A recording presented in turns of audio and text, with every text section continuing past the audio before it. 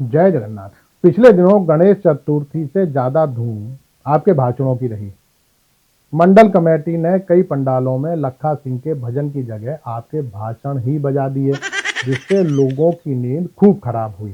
ठाकुर अजगर सिंह खुश थे कि उनकी सलाह मानकर चुनाव हिंदू मुसलमान होता हुआ पाकिस्तान तक पहुंच गया है।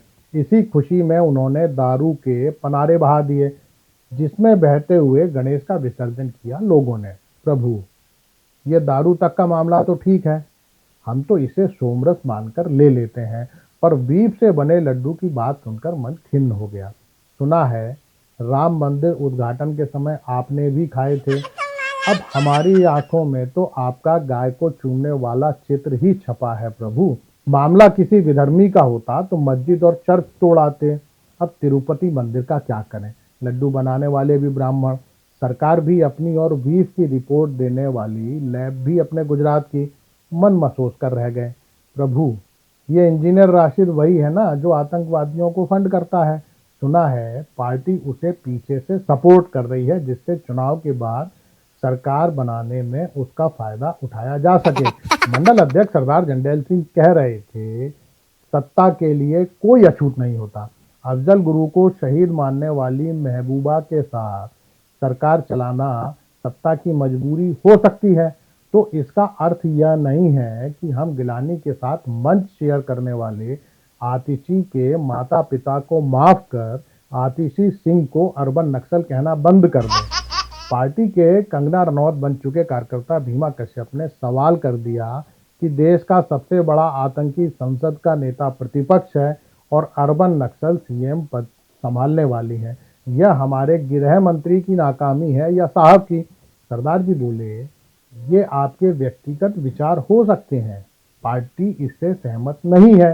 भीमा कश्यप भी मूड में था, कहने लगा, इस तरह कार्यकर्ता की राय को व्यक्तिगत राय बताओगे तो उसका मनोबल टूटेगा।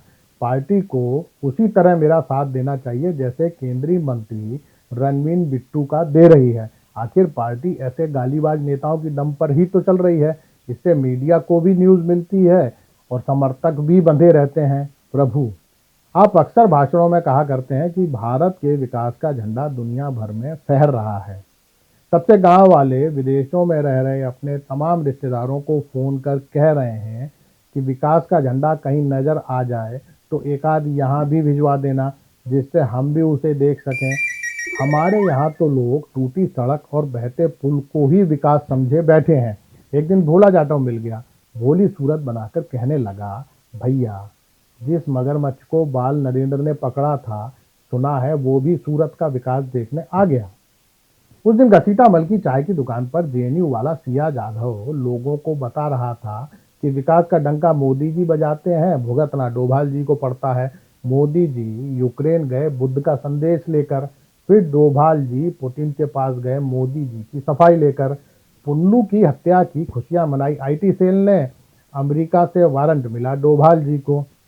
प्रभु, ये अपने हरियाणा के घोषणा पत्र की बड़ी धूम है इन दिनों।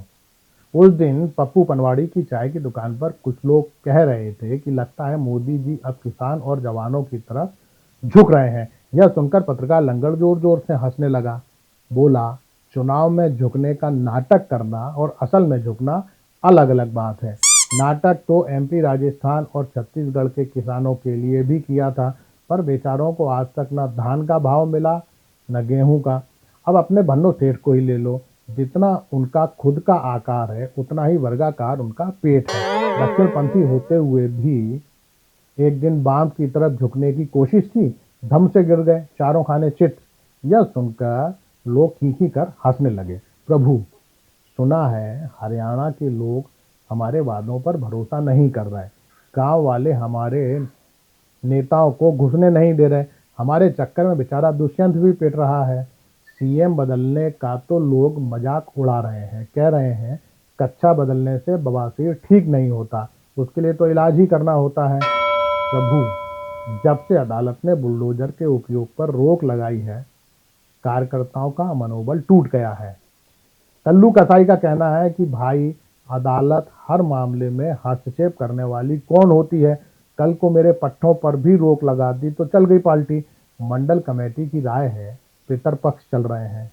एक आध दिन सीबीआई के घर जी माना जी, एक आध बार नवरात्रि में आरती उतार आना, हो सकता है बुलडोजर आजाद हो जाए। शेष कुशल आपका भक्त सेवक राम। नमस्कार।